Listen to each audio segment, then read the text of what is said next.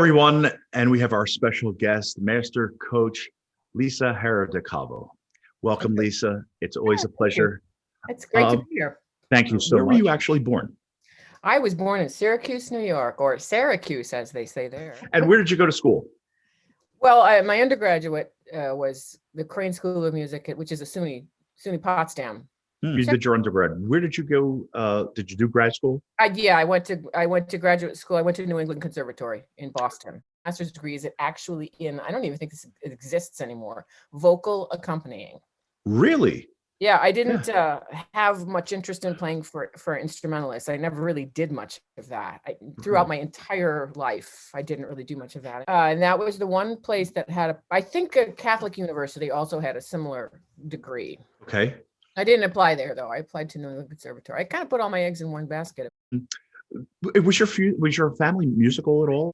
Interestingly enough, we have a huge joke in my family. I am literally the only person in the family that has any musical talent whatsoever. And I'm the youngest of four, actually. They're all still alive. Thank God. My mother had me, she was changing me. I was on the bassinet and she was in the bathroom, I guess. And my next oldest brother was on the floor and he got into the trash can. And my mother went to get him out of the trash can. And while she was doing that, I rolled over and fell off the bassinet on my head.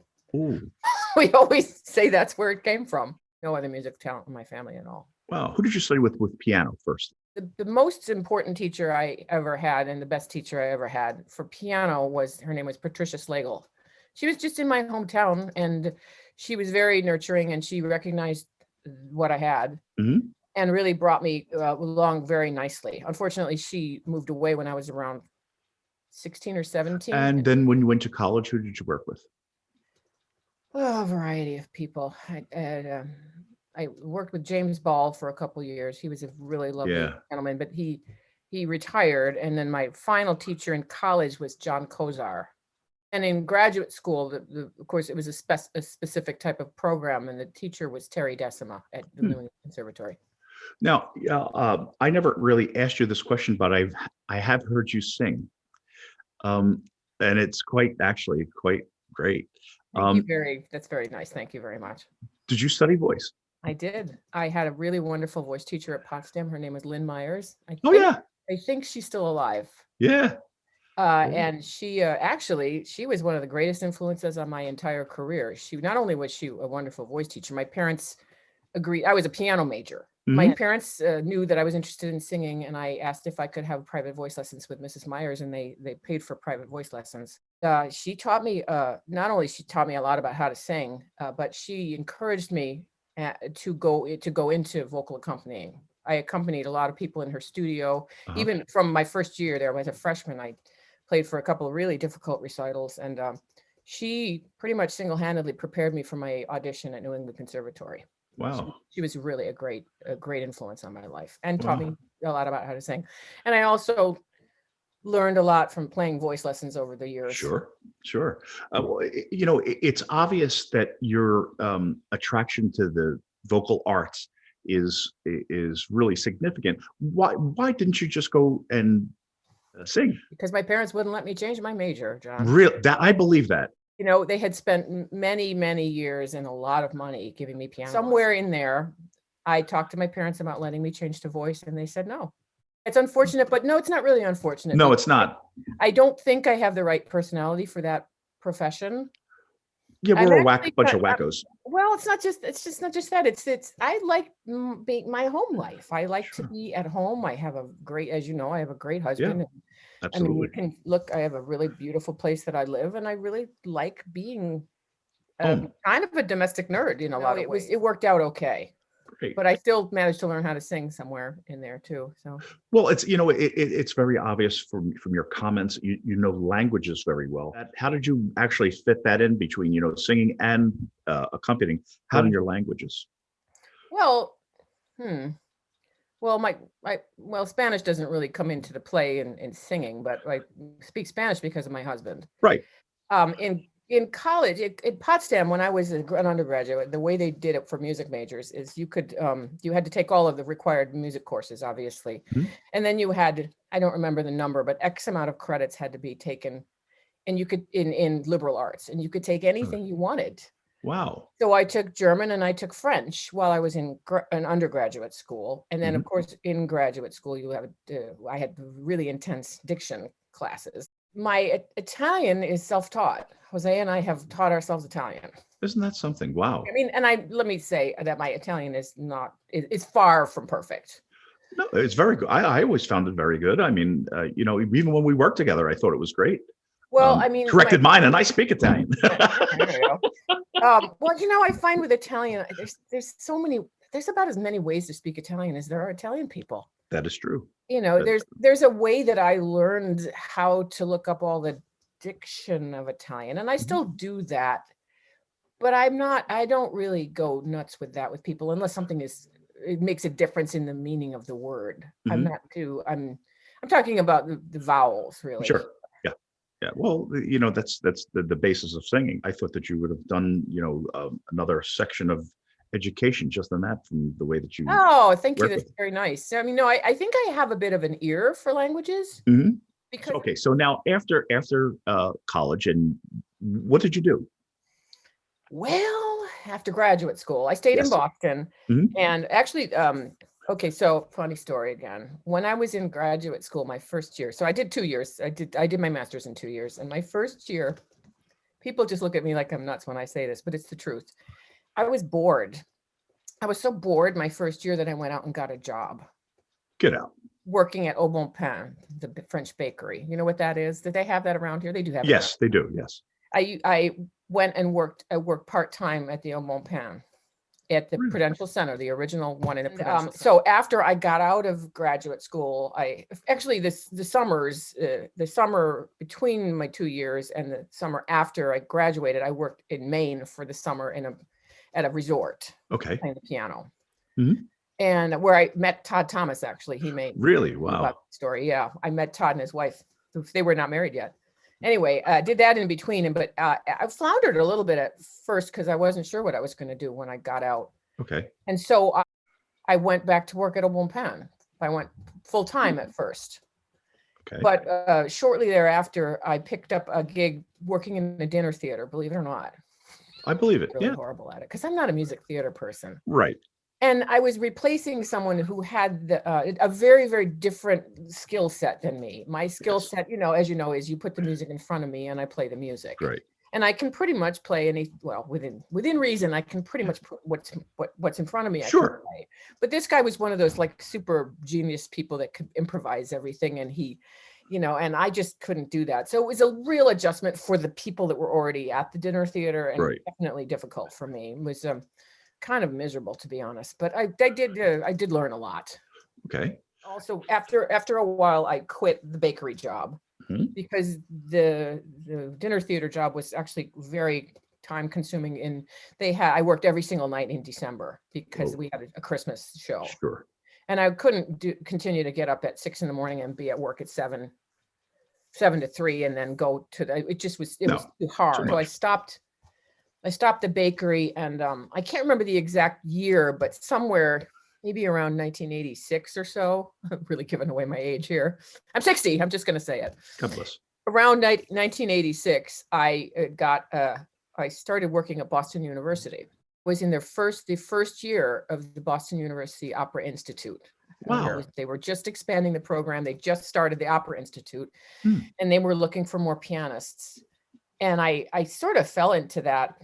I don't know how it happened. I was over there playing an audition for one of the singers, and one of the voice faculty apparently really liked the way I played the piano for this singer, and it came up to me after the audition and gave me some compliments, and it was lovely. And then I found out that they were looking for pianists in their program, and so I applied because I thought, well, this woman really liked me. Maybe I can say, hey, you know, you really liked me. Maybe you'd like to say something.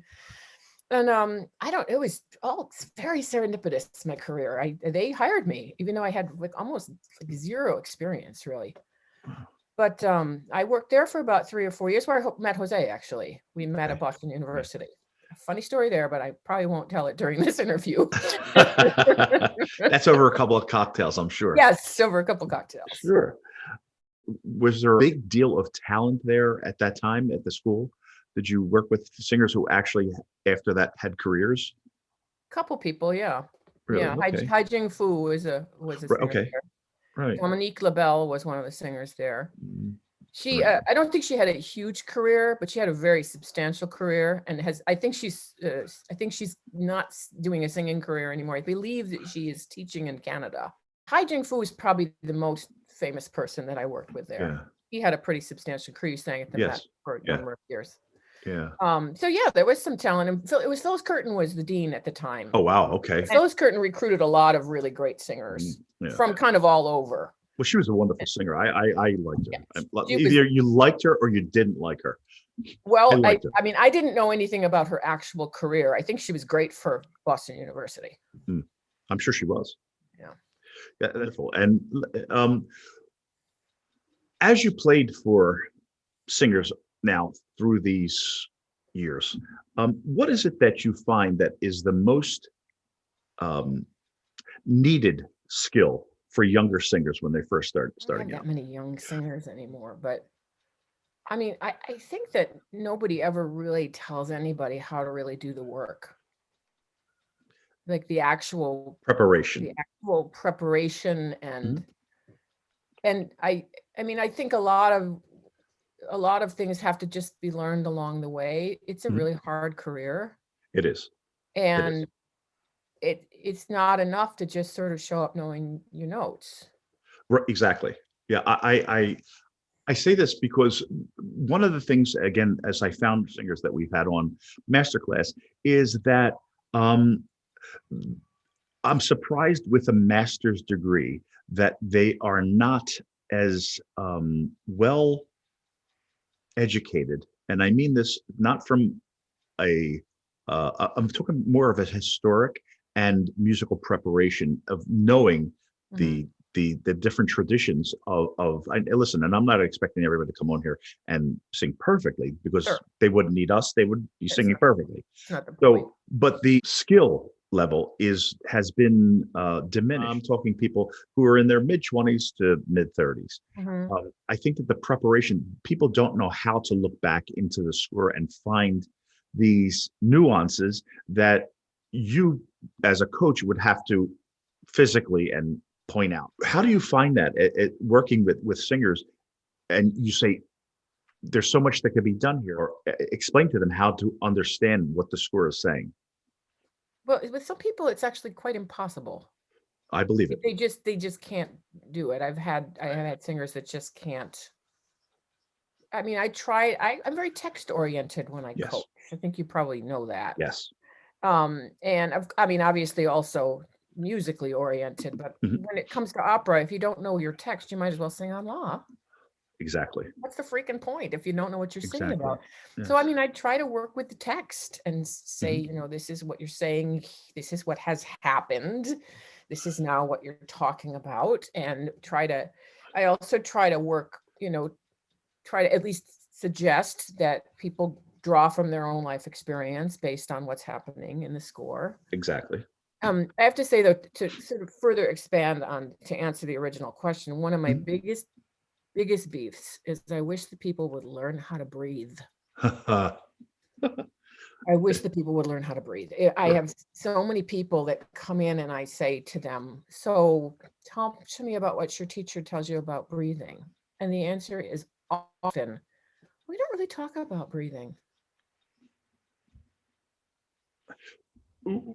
Wow. And I'm always kind of like astonished by that. Breathing is the basis of singing. How can you possibly not talk about breathing to your singers? Except that maybe in their defense, there's so much that has to be done in an academic setting that they I don't know. I'm not an academic setting girl. No, I'm not Clearly either. not. I don't know. Maybe it's the academic world. I just don't get if your breath and your voice are one, and I don't get how that's not taught. But I do find that to be a very accurate statement. It's astonishing to me. It's befuddled is my word. I can answer it. How many singers that you work with can actually sight read well? A few. More than half? No, would you say? less than half. So you would say that their musical Okay, so skills. you're Go not ahead. talking, let's talk pre-pandemic, okay? Yes, Because yes. like I have like 4 people now or 5 Yeah, people. you're right. Yes. So pre-pandemic, when I had kind of what I would call more or less a full studio, I Mhm. would still say less than half. Wow. I mean, they all have musical, they can all read music. It's not, Exactly right. I'm That's not not saying anybody can't read music. right. But sight reading, that's hard. Even, I Really. don't know. It's a skill that can be No, developed. I think that actually, I think it is a skill. It's not learn, and it has to be Yeah. obtained. Well, I learned how to sight read. I wasn't born sight Me reading. too. I'm same here. For your singers who are just starting in the business, what do you recommend for them to do? How do you recommend them get prepared? Well, okay, they have to do the basics, clearly. I mean, the first thing that I generally recommend someone do is the translation if necessary. Okay, Unless, so that's number one. That's your first step. well, Which would in obviously. general, I would say that the Mhm. translation needs to be done. And I actually recommend that they listen to the piece, Okay. not to learn it No. that way, But to listen. get an idea of what it is. Mhm. But Really? yeah, so anyway, translation, making sure you're very, you need to be familiar with the whole plot of the opera. If Yes. it's an opera aria, really do. I do mostly opera and do some oratorio and don't do much art song. So let's just talk about opera. Sure. Now, developing some idea of what your character is. Mhm. And I mean, in the obvious, learn the music. Okay. Especially I find that, people just don't really get how to sit down at the piano and plunk out the notes. Developing your skills and making sure that you have to have really, really, really sharp skills, and you have to be fast.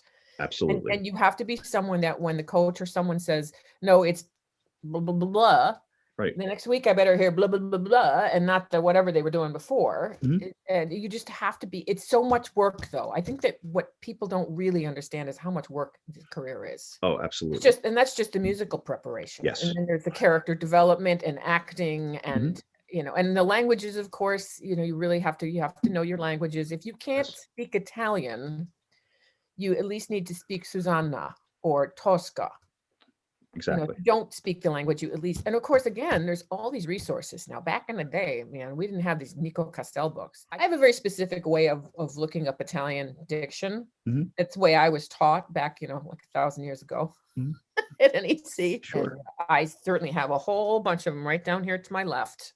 What music did you enjoy more than others? To coach? Yes. What do you, is there a specific, do you like, I know you do such a wide variety of music, and every singer's different. Cop-out answer, but the huge cop-out answer is kind of like whatever I'm working on.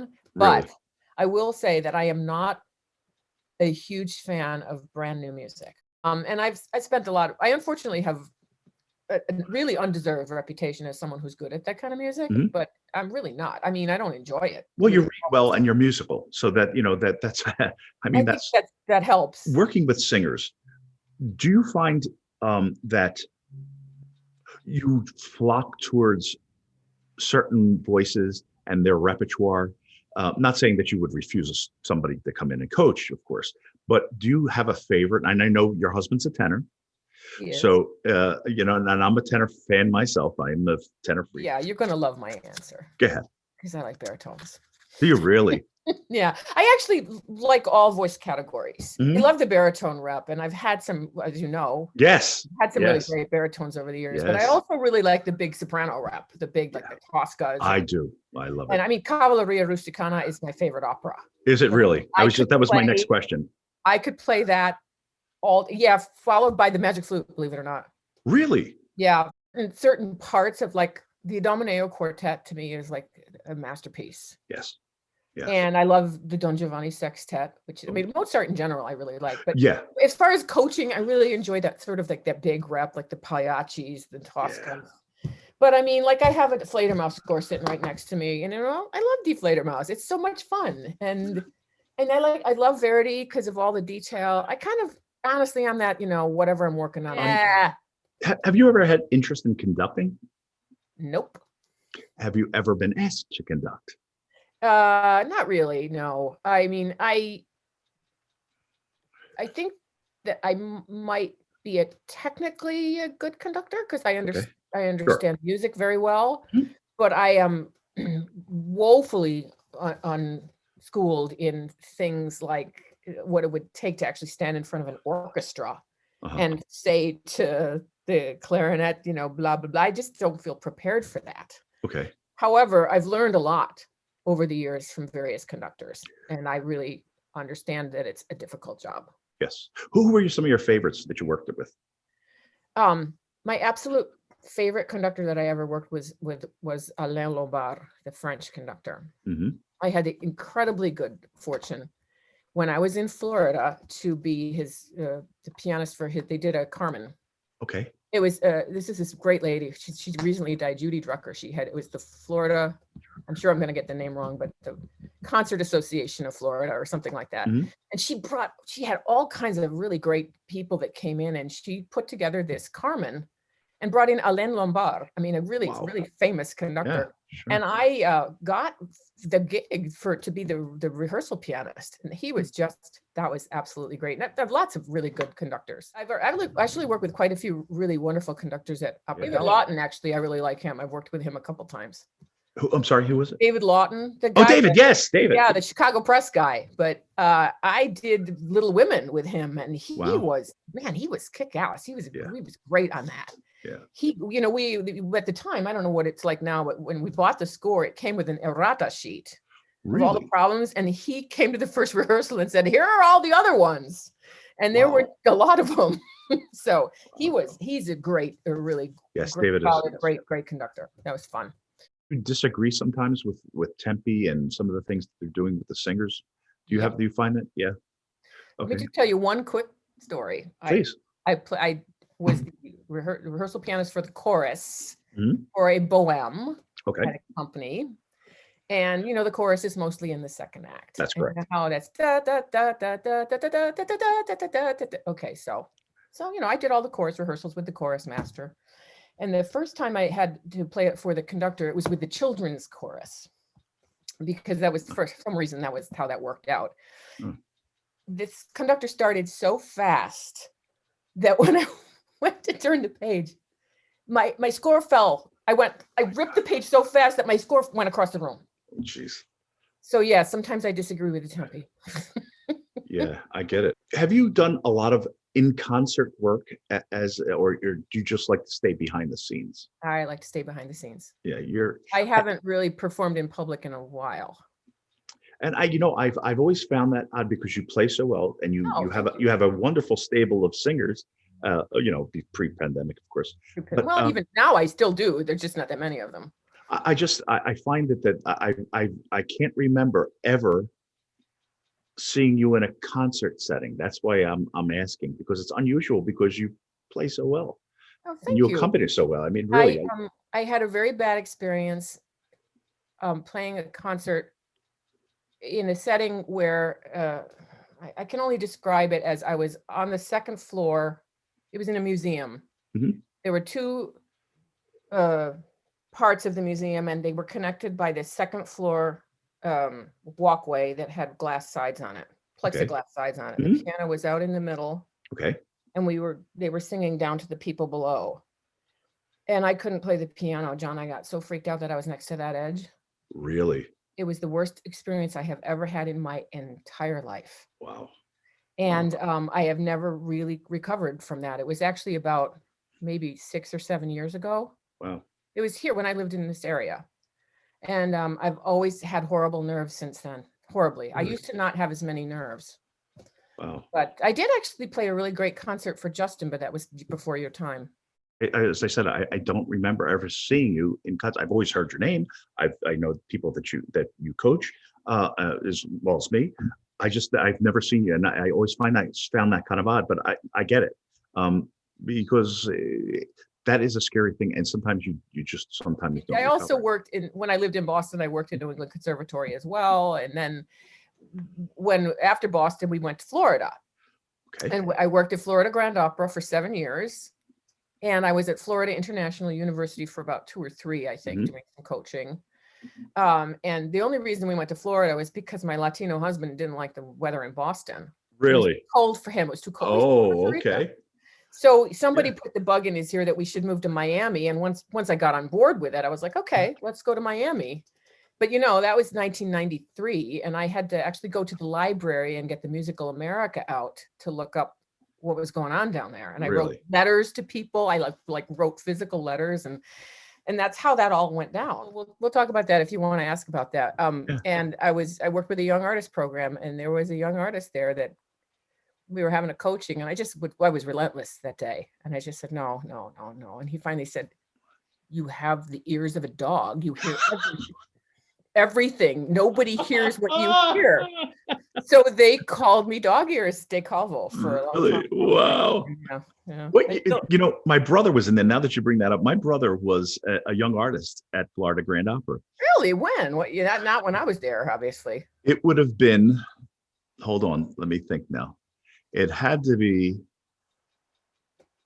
90, 89, 90, 90, 91 maybe. That's about 3 or 4 years before I got there in 1994. Was she 94 to 2001? Okay. It was the what was her name? Mary, the person who ran the Mary that was Richard's mother and father were but Buckley, Emerson Buckley. It was Mary Buckley. Yes, when the Buckleys ran it. Okay, yes. That was definitely before my time. Okay. Right, that was like right before I got there. And then I think there was the person that I worked under, Mark Graff, was there like a year or two before I got there. Okay. Yeah, because I remember the Buckleys. I remember Richard as a conductor, actually. And my brother actually from being in the program, had to study with his mother, Mary Buckley, and of course the father was Emerson Buckley. Yep, I knew Mary Buckley actually when I was there. She still dabbled in teaching the young artists once in a while. Florida Grand Opera was a great experience. I learned so much about my craft there, and I had a great mentor. Mark Graff was a great mentor. Yes. And then Jose decided that he wanted to try to find a job with the federal government. Okay. And I said, fine, just find a city that's got an opera company and I'll go. And he found Philly, and that's how we got here. Excellent. Wow. Yeah. That's a great story. Yeah. Thank you for all you do for Masterclass number 1. Oh, sure. It's been really a pleasure. What a bunch of good singers. We might say it a different way, but we're all in the same direction. And basically what it is to get singers to sing well. I just want to say that I want my legacy to be that I helped people. You give us a bump up in class, as I say. Oh, aren't you sweet? Thank you. Yes. Thank you for including me in this. I wasn't sure I had anything to say. Thank you. Bye-bye. Bye-bye.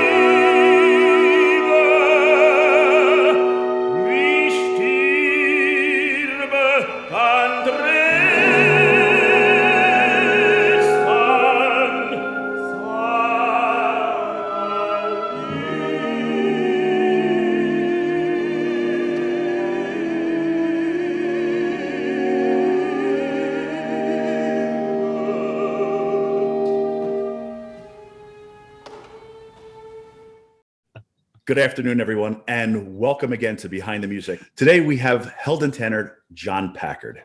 How are you? As I said in the past, we are so fortunate to have you. I've always been a big fan of your music, of your voice, and when you said yes to this, I was extremely excited. I have a couple of questions. Where in the United States were you from? Philadelphia? I was born in Chicago, but then we're in Allentown for a little bit. Oh, okay. Kind of to get our feet wet before moving to Philadelphia area, and then I've been here ever since. Yeah. And where did you go to school? Haverford High School. Okay. And then Concordia College in New York. Wow. Yeah. And unfortunately, they did not make it through the pandemic. Really? I did not know that. I was always involved in music, but it was at Concordia when I was actually a business major. Conductor of the choir asked me to do a solo or two, and then before I knew it, I was taking voice lessons. Wow. So you got the bug. Yeah. I did. I got the bug, and definitely did. And I worked for a few years, and then went to AVA. Who was your voice teacher? What you were studying before AVA? Her name was Evelyn Reynolds. Evelyn just passed last year. She was 100, really? Just over 100. Evelyn had a horn. I'm sure she did. And at that time, you studied as a baritone, correct? I did. We didn't really know what I was going to be. There was even talk that I was a bass baritone. Really? You know, the voice at 21 rarely is ready for prime time. No. I recently been transferring things from that era, from cassette onto the computer, because they will eventually crumble. You left, and then you went to AVA, and you sang as a baritone also all through AVA, correct? Oh, absolutely. Most of my life, I think. Yeah. AVA. When I arrived at AVA, there were 7 baritones. The year before was like not just a purge; it just happened to be that all the baritones left. Really? And so they quickly got a bunch of guys in there. But by the end of the first semester, one had become a tenor, another had become a bass baritone, another a bass, another a what do you call it, a counter. It was down to 3 of us again. And so by the time I left AVA 4 years, I did 13 leading roles. Wow, isn't that amazing? You just I was with Bill Schumann. Right. So when was your first professional job when you left AVA? My first professional job was before I left AVA. It was actually, I never graduated. I never did the graduation. As I was in Paris singing Silvio.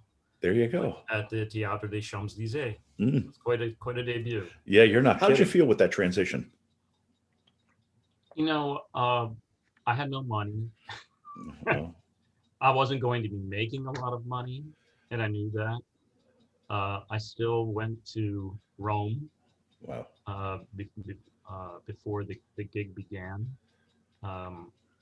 It was rough because I really didn't have a stable of people to tell me what I should do, what I shouldn't do, how much stuff to bring. Right. That's a big deal. We didn't have the pull-alongs back then.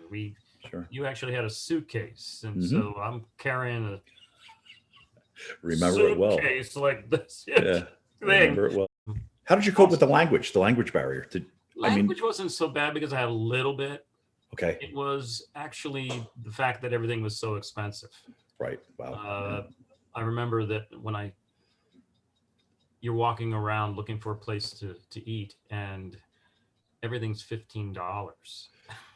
$15 spinach salad with a few strawberries on it and a little vinaigrette, and that was $15. Sure. So I learned to go to the little supermarkets, and they didn't really have supermarkets, but little market, and get some pasta and a little olive oil and some garlic, and I basically lived on pasta and with all'olio for for the 2 weeks I was there. Of course, of course. Yeah. He was Italian in the cast. Really? The conductor was Italian, Alimandi.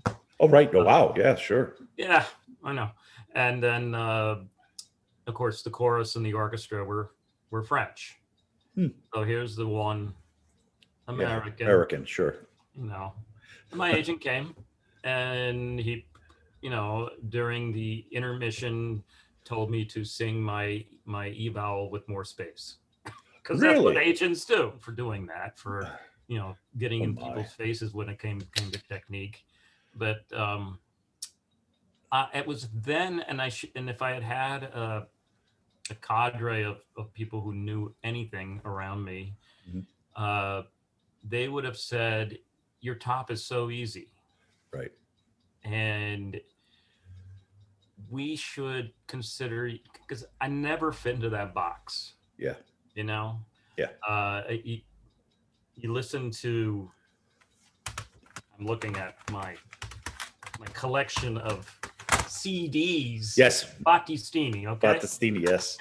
It's a tenoral baritone. And he was it. He was the rock star of the time. Yeah. But then, except for a very few personalities, like the original Billy Budd, Ted Upman, he had, you couldn't have told me that he was baritone only. Right. Yeah. There was a tenoral quality to it. But Yeah, Bing liked him. Rudolph Bing liked him at the Met. And so he really said, we're going to have you do Papageno, but Papageno is usually a bass baritone. Right. But he was so full of character that it worked. Right. He was very smart. And you can't hurt yourself singing that. No. And when Billy Budd came along, and it was in London, and he was cast over all of these Brits, and I'm sure there was quite a brouhaha about that. But he was fortunate to have somebody tell him that. Right. And I would say to all young singers, like, you have to remember that most of the people who you are interviewing, we've been through it. Yeah. And we are more than willing to give our 2 cents or even more. In regards to the absolutely you shouldn't do's, every career is so different. Sure. And, every voice. I would have never have guessed that my career would have gone the way it did. Because what happened was right before I went to Paris, was I won a Tucker Grant and the Lauren Zachary competition, and it was like boom, boom, boom, boom. Right. All of a sudden, I'm on New York City Opera stage and auditioning. The words were, he could be the next Merrill, he could be the next Milnes, because what I sang was the big bel canto. Right. And I got hired right then and there to open the season the next year as Marcello. But everybody wants to push you maybe faster than you need to go. Yes. You need a chance to be on a stage, and you need somebody in the house to tell you how your voice is projecting. Because my voice projected great on the top. Yeah. But I was struggling in the mid-range. And there was no one there to tell me that until I actually heard a recording or... Really? And then later on, when I got married, wife who was raised among opera... Absolutely. Would actually be very nervous to tell me, really, oh, I couldn't really hear that phrase. So what do? You beef up the voice and you lose the top. Build the thing that's the best already, and bring the rest of it down.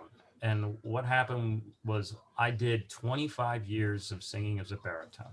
Wow. It wasn't until I was doing one of your favorites, I'm sure, Trovatore, which while working with Bob Merrill, Bob said, absolutely the most difficult role in the Verdi canon. I agree. It's almost a tenor. Uh-huh. It sits up there. It really does. And actually, so does Silvio. I think Oh, it is. absolutely. How did you know that when it was time to make that transition? I mean, I didn't. I didn't really know. And to be honest with you, I asked for support from the big Mahafs. Of course. And I was already in my 40s. Really? And they really were, well, let me just say that, remember there used to be the Melchior competition? Yes. Well, they cut the competition. Well, I contacted them and nope. Really? I asked for help. Nope. Because they wanted somebody younger, probably taller. And I didn't fit the bill for that. So it didn't happen. I didn't get that support. So I went to Germany and I worked with the coaches there, and some were enthusiastic and some were not. Okay. I also was there at a time when there was a change in the Heldentenor sound. It's not, it became safe. Right. I agree. Yes, I agree.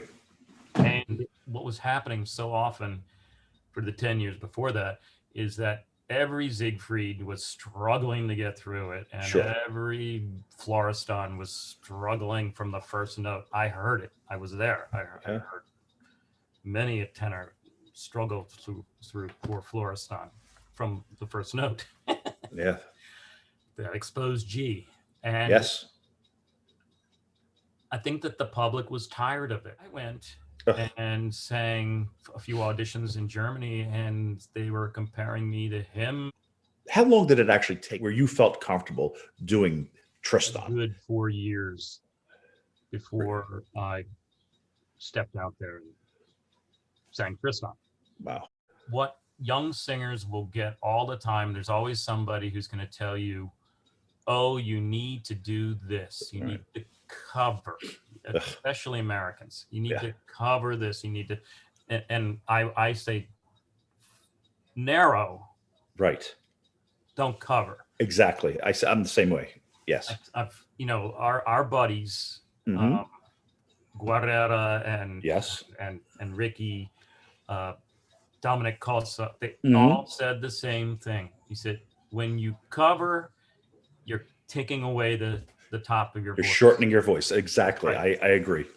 There's a thing you certainly can do as a color. That's different. For a baritone, but that's different. Yeah.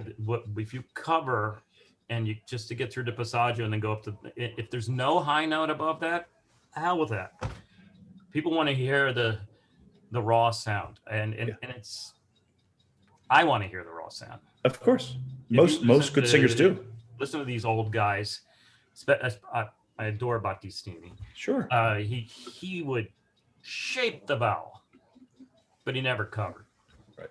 I agree. It's an American thing, and it's a recent American thing. One more thing about Bob Merrill. Yes. Working with Bob said, when I warmed up, talking about himself, if he could sing the E natural with a little bit of cupo cover, just enough, he was going to be a good night. Really? If he couldn't sing that, and then he says it was going to be one of those rougher nights, and I can't imagine. I don't know too many rough nights. No, absolutely. It was only a couple years later that he did a masterclass for the Richard Tucker Foundation. Really? And I got a call. Nice. And it was very cool. I think there were 7 baritones. And I started off with the Faust story, and I say that because I was in a French area of the world, and I said, they asked me what I was going to sing first, and I said, Avant de quitter, and they go, sérieux? he said the same thing to every baritone there, and it was true. He's like, don't try to manipulate it, just let it go, let it work. And at first I was singing like trying to sing like a baritone, and by the second time I sang it, it was fine. And then he said, what else do you have? And I sang Barbiere, which was kind of my thing.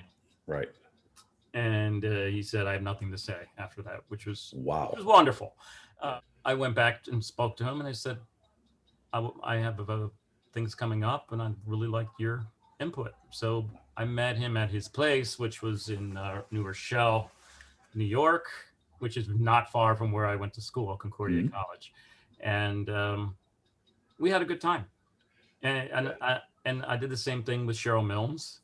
I learned my Rigoletto from Cheryl. And we had, again, it was, with Cheryl was even more relaxed. My CV to remember. Because my career's been so eclectic. Sure. And it was really, even before Dead Man Walking, there were, and that was, Dead Man was in 2000. Is it that long? Can you believe it? It's been Jesus. 21 years, and they're finally doing it at the Met next year. Yeah, unreal. But when I got my first Billy Budd, I left from there and went out to San Francisco and got the part for Dead Man Walking. Dead Man was my life for 12 years. San Francisco, yeah, a little bit of pressure. I'm singing with Frederica von Stade. Yeah, right. Susan Graham. It was such a powerful character. Again, I'm getting goosebumps again. I just, how did you do that? I could never do that. I don't think I would go insane. I really would. But I think that the fact that role was so intense helped, because I was so wrapped up in the role. And I won't tell you this, Joe Montello, who was the director, all kinds of awards on Broadway, including, I think he was the original Lewis in Angels in America. Really? I did not know that. Yeah, and that's a dark character. We sat down for lunch one day during rehearsals, and he said, you're doing all this stuff that you know, the stuff that you think that the tough guy's got to, it's got to be like this, and I want you to do what I was told to do for Angels in America, and that is go to the dark side. Well, that's fine, and I did. And in San Francisco, I played that role, especially the last scene, as if I was going to die.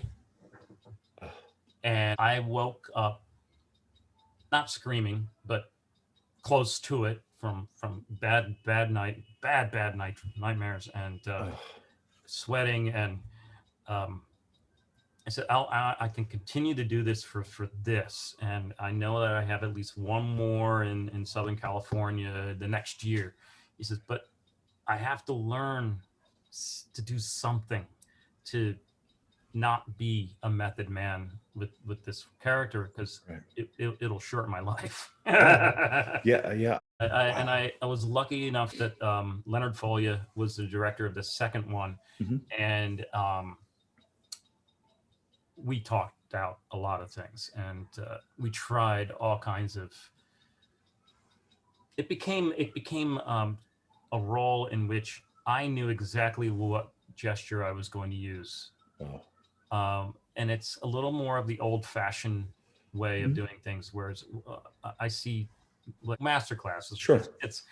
And they just move their hands and gesture and do this and all that. He says, it's got to be organic, and the way to make it organic is to work it out before you do the performance. Sure. And it's great to have somebody in the audience like a Leonard Foley to tell you, that works. That's not as, I like what you did the other time. This isn't as strong. And I always tested him. Right. We did, I think, 8 different venues together.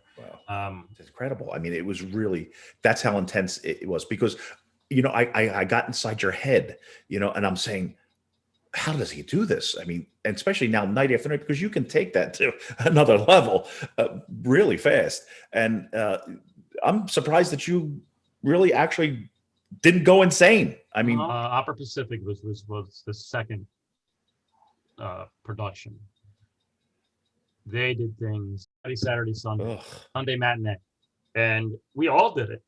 Flicka and Chris Jepson, we all did those 4 in a row, and boy, and it was exhausting. Contemporary scene is I got into that contemporary scene, and I started doing things that were more contemporary, and 5 world premieres. Wow. As well as John Adams, Klinghoffer, and things like that. It's very hard for the cognoscenti to see you as anything else than a modern day singer. Yeah. And also, if you do not sing the roles at some point, sing it with your real full voice, it kind of shuts it down in a way. And you have Joan, I have Pam, and they're intense. I know they're not easy on us. It has to be on the other side of the coin. It has to be very rewarding to be the first person to do a role that you will always be identified with. I mean, and people will look to you to listen to this role and see what you did. I mean, that's got to be pretty damn impressive, and you have to feel, I mean, honored and great to do something like that. I mean, it is very cool. What is going on, I think, with this generation of singers is not a bad thing, but everybody wants to put their own stamp on things. Yeah. Even when I was at AVA, I would hear certain singers say, "Oh, I don't listen to recordings.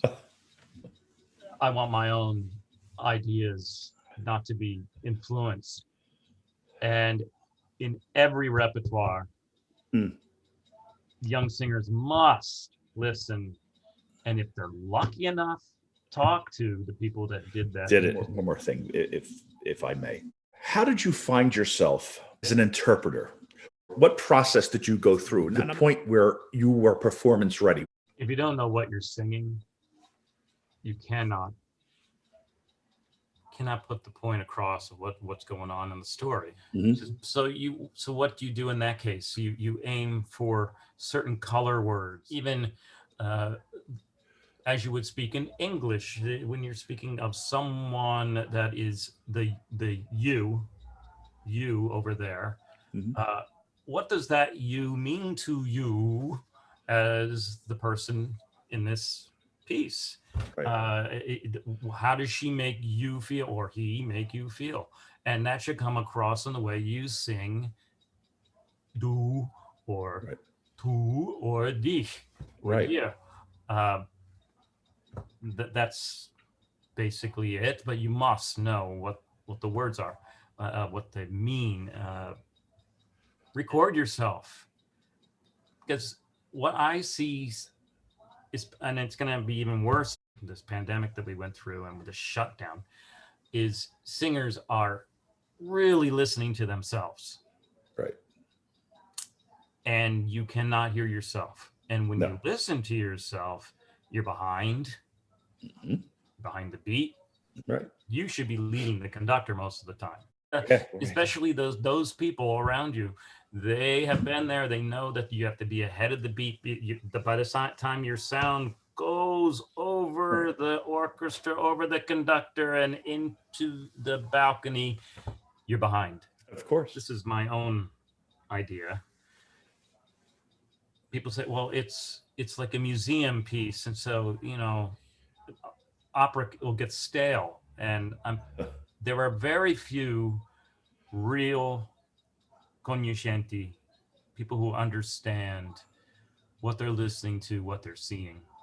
We want to see it the way the composer and the librettist put it forth. And so I have done some very odd things, especially in Germany, and had discussions with the directors, and they generally don't know the piece well enough They to do don't. that. Pavarotti. And now you have Domingo who's singing baritone roles because you can't draw people to the opera. They come because he's Domingo. Yeah. They're not coming to really to hear the singing because he sounds like a tenor singing baritone roles. And you know, and I listen, sorry, Placido, you know, I love you, but that's, you need that kind of a draw. You know, I am fortunate that we have each other in our group, you know, and our group of friends that I admire everyone in our group. I'm a fan, a friend, and I love you guys dearly. I wouldn't have asked you to participate in this to inspire young singers. The first time that I heard you at AVA is an extreme, outstanding talent. I think that I always was a fan of the way you sang. I mean, you sang, no matter what you sang it well. It's glorious. I'm honored to call you a friend. Your experience is really is priceless, and to pass it on to our guests, young singers, is amazing, and I can't thank you enough. You know, I love you dearly. So what can I tell you? I wish you all the best and continued successes, which I don't even have to say. As soon as this pandemic, you know, starts opening things up, I hope we're all back there on stage, and or at least we can have dinner together. And thank you again for coming on. Thank you for being Masterclass, and you're greatly appreciated. Thank you for your talent. Thank you, my friend.